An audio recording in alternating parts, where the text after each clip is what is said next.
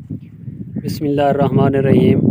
अख्तर भाई, आज का हमारा सवाल ये है कि पाकिस्तान को बने हुए 75 साल से भी ज़्यादा हो गए हैं, लेकिन आम आदमी के मसाइल आज तक भी हल नहीं हो सके। इसकी बुनियादी वजूहात क्या हैं? बिस्मिल्लाहिर्रहमानिर्रहीम। अस्सलातु वस्सलामु अलैका या रसूलल्लाह, अस्सलातु वस्सलामु अलैका या हबीबल्लाह। सबसे पहले मैं शुक्रगुजार हूँ आपका कि आपने मुझे लीडरशिप पे गोशगुजार होने का मौका दिया। ये आपने बर्निंग क्वेश्चन किया है कि पाकिस्तान को बने हुए दहाइयाँ गुजर गईं, लेकिन आम आदमी आज भी काबिल रहम ज़िंदगी गुजार रहा है। तो उसके पीछे क्या वजूहात हैं? कहा जाता है कि leadership crisis is the mother of all crisis. मैं समझता हूँ कि तमाम जितने क्राइसिस भी पाकिस्तान फेस कर रहा है, चाहे वो एनर्जी क्राइसिस हो, इकोनॉमिक क्राइसिस हो, सोशल क्राइसिस हो, साइकोलॉजिकल क्राइसिस हो, ये जितने नेशनल लेवल के क्राइसिस हैं, बेसिकली इनकी जो सोल है, जो इनका जो न्यूक्लियस है, वो लीडरशिप क्राइसिस है। लीडरशिप क्राइसिस होता है तब ये सारे क्राइसिस जो है ना, वो एक दूसरे के साथ इंटरलिंक होते हैं। पाकिस्तान बनाने वालों ने कुदरत के साथ एक कमिटमेंट की थी, एक अहद किया था कि ऐ रब्बे करीम, हमें एक ऐसा वतन दे जहाँ पे हम इस्लाम के असूलों के मुताबिक अपनी ज़िंदगियाँ गुजार सकें।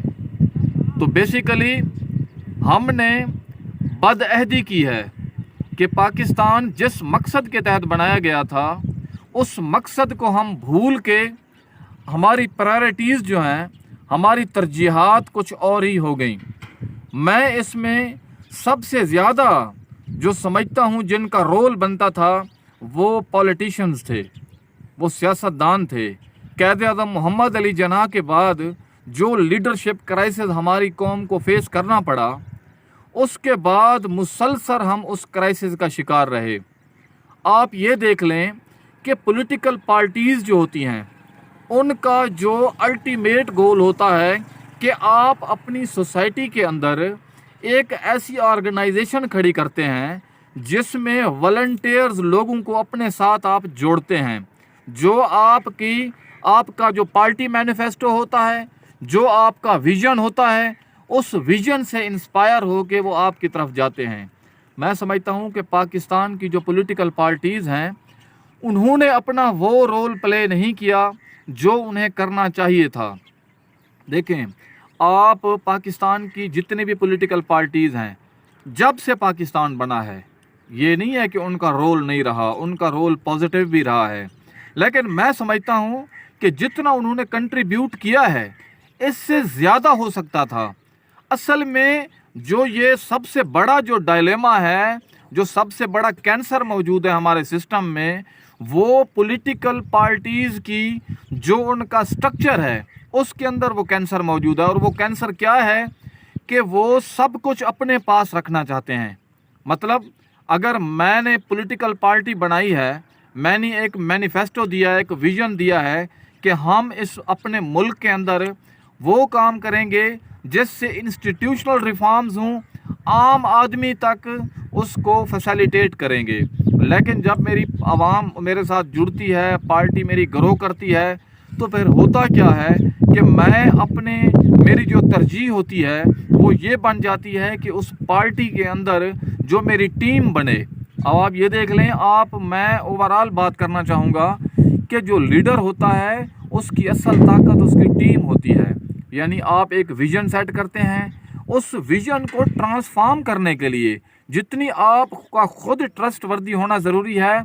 जैसे विज़न होता है, फिर विजनरी लीडर होता है दूसरे नंबर पे, तीसरे नंबर पे विजनरी टीम होती है। अगर आप विज़न वाले हैं और आपकी टीम विज़न वाली नहीं है, तो मुमकिन नहीं है कि जब तक आप अपने जैसी सोच के मालिक, लाइक माइंडेड और विजनरी लोगों को नहीं लाएंगे, जिनकी टॉप प्रायोरिटी में कौम आती हो, मुल्क आता हो, तो फिर आप आगे बढ़ नहीं सकते। अनफॉर्चुनेटली जो पाकिस्तान की पॉलिटिकल पार्टीज़ हैं, उनका मैनिफेस्टो आप पढ़ें तो बड़ा ब्रॉडर होगा, बड़ा ज़बरदस्त होगा। लेकिन अगर आप रियलिस्टिक पॉइंट ऑफ व्यू से देखें तो कोई किसी जगह किसी की बेटी बैठी हुई है, तो किसी जगह किसी का बेटा बैठा हुआ है। वो एक किचन कैबिनेट जिसे कहते हैं वो बन चुकी है। आप ये देखें पाकिस्तान में जितने इलेक्शंस भी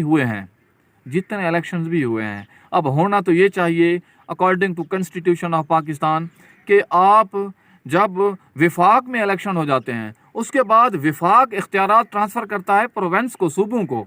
जब सूबों को मिल जाते हैं तो उसके बाद अगला जो काम होता है वो डेवोल्यूशन ऑफ पावर, यानी इख्तियारात की लोकल बॉडीज़ इलेक्शन करवा के निचले लेवल पर मुंतकली करनी होती है।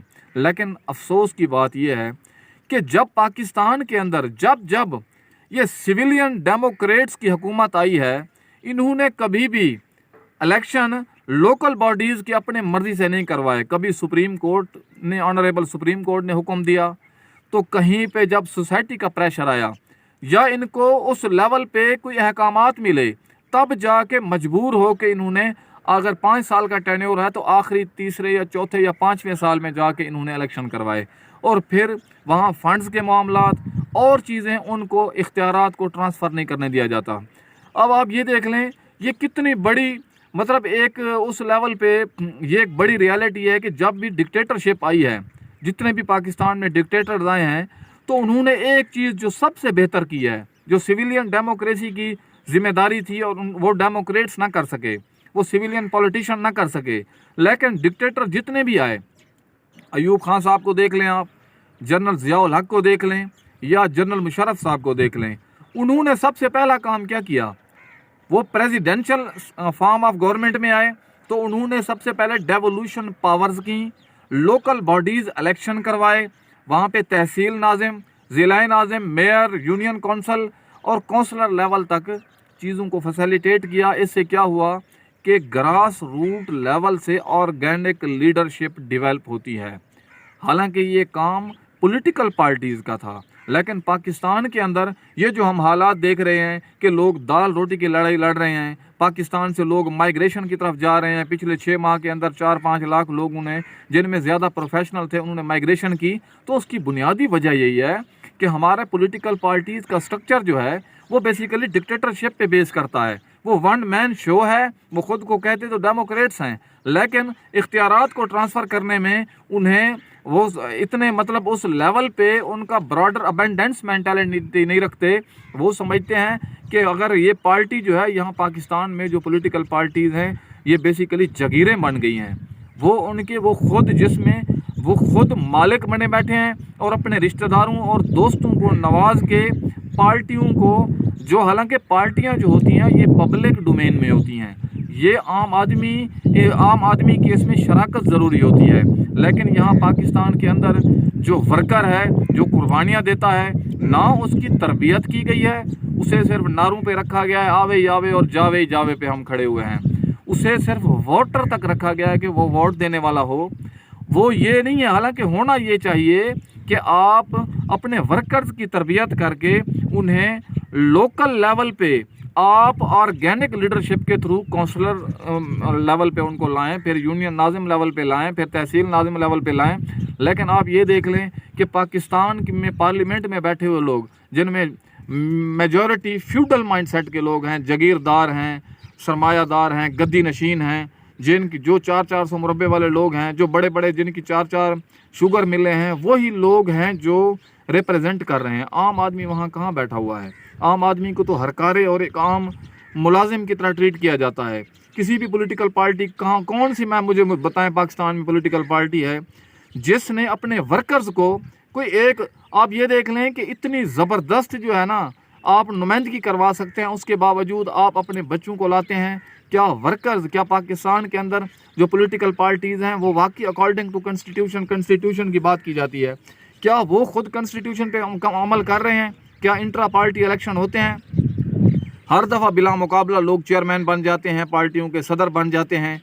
क्या ये सिर्फ खुद वो मालिक हैं उसके? मैं समझता हूँ ये आम आदमी के हालात जो हैं, जो एनर्जी क्राइसिस है, जो और इश्यूज़ हैं, बुनियादी चीज़ ये है कि आप जो मर्ज़ी कह लें, लोग कहते हैं भी फ़लाँ की मुदाखलत की वजह से पाकिस्तान में मसाइल हल नहीं हो रहे, इंटर लेवल पे, इंटरनेशनल लेवल पे या नेशनल लेवल पे। मैं समझता हूँ कि ये चीज़ें कोई मायने नहीं रखती, क्योंकि जो एक रूल है लीडरशिप का, वो इनसाइड आउट का है। आप अगर अपना रोल 100% प्ले कर रहे हैं तो जितने भी जो ताकत के डायनामिक्स हैं हर कोई अपनी अपनी जगह पे चला जाता है। आप तरक्की याफ्ता ममालिक को देख लें, वहाँ क्या हुआ है, वहाँ भी पॉलिटिकल पार्टीज़ ने अपना रोल प्ले किया है। आप यूएसए को देख लें, वहाँ की जो टॉप लीडरशिप है, आप प्रोफाइल निकालें अमेरिकन प्रेसिडेंट्स का, तो आप देखेंगे कि अगर आप 20 साल 30 साल का अमेरिका का डाटा निकालते हैं तो उसमें 35% जो टॉप लीडरशिप है वो लॉयर कम्युनिटी से आए हैं। आप बराक ओबामा को देख लें, आप जॉन एफ कैनेडी को देख लें, आप इसके अलावा जितना निकालते जाएंगे डाटा उसमें से मेजॉरिटी वो लोग होंगे जो लॉयर कम्युनिटी से मिडिल क्लास से थे। जॉन एफ कैनेडी, इसमें कोई शक नहीं कि अमेरिका एक मतलब रिच फैमिली से था, लेकिन वो माइंडसेट के हिसाब से वो कंट्रीब्यूटर थे। पाकिस्तान में आप देख लें कितने जो वर्कर हैं, कितने आम आदमी हैं जो जाके वहाँ रिप्रेजेंट कर रहे हैं। आप इस हवाले से अगर मैं समझता हूँ कि अगर हम ब्लेम गेम को छोड़ के, अगर हम विक्टिम माइंडसेट को छोड़ के, जो हमारे अंदर की वो जो एक समझ लें कि एक नेगेटिविटी भर रही है, हम उसको छोड़ के अगर हम इख्तियारात को ट्रांसफ़र नीचे तक करते हैं और एक आम वर्कर को, एक आम पर्सन को लीडरशिप के जोन में जाने की इजाज़त देते हैं तो ये सारे मसाइल हल हो सकते हैं। हज़ारों मल्टीपल मैं वजूहात आपको बता सकता हूँ कि यार यहाँ पे रूल ऑफ लॉ का इशू है, यहाँ मामलात और हैं, लेकिन उसके पीछे ये है कि जब आप ख़ुद अपना रोल प्ले नहीं करेंगे तो कोई और आके वो रोल प्ले करेगा। तो फिर आपको इल्ज़ाम नहीं देना चाहिए कि कोई और आ गया है।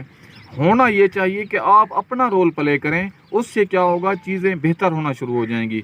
आप इस किचन कैबिनेट से निकलें, आम आदमी को लीडरशिप के लेवल पे लाएं, उसकी तरबियत करें, उसकी प्रोजेक्शन करें, क्योंकि जब तक आम आदमी की रसाई पार्लियामेंट में नहीं होगी उस वक़्त तक आप हकीकी मानों में कॉन्स्टिट्यूशनल सुपरमेसी नहीं ला सकते।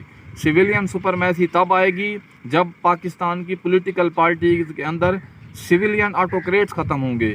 वहाँ की जो डिक्टेटरशिप माइंडसेट है, एक फैमिली पार्टीज़ बन चुकी हैं, इससे आपको निकलना पड़ेगा। अब आप ये देख लें, हम रिसेंटली बात कर लेते हैं, जो हमारी लास्ट गवर्नमेंट गुजरी है, जो इतनी बड़ी पार्टी जो यूथ की पार्टी कहलाती है, वहाँ आप देख लें कि इतनी स्ट्रगल की गई, उसके बावजूद बड़े बड़े, जब हुकूमत की बात आई तो बड़े बड़े जागीरदारों को वज़ीर बनाया गया, बड़ी बड़ी मतलब जो फ्यूडल्स थे उनको जोड़ा गया।